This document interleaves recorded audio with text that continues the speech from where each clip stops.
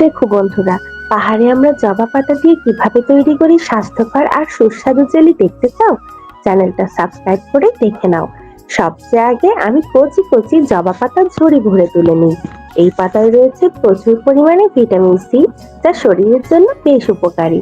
সব পাতা সংগ্রহ করে বাড়িতে ফিরে ভালো করে ধুয়ে নেওয়া হয়।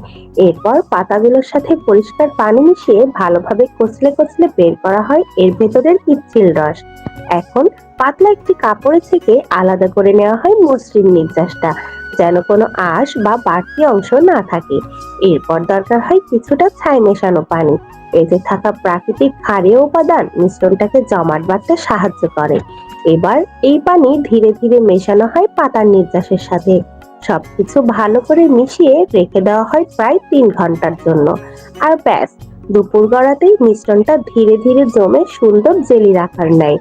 এখন শুধু টুকরো টুকরো করে কেটে এর সাথে মধু কিংবা পছন্দের ঝাল সস অথবা বাদাম এবং ফ্রুট ছড়িয়ে তৈরি করে নেওয়া যায় দারুণ সুস্বাদু আর স্বাস্থ্যকর প্রাকৃতিক জেলি। দেখতে যেমন সুন্দর, খেতেও তেমনি সুস্বাদু।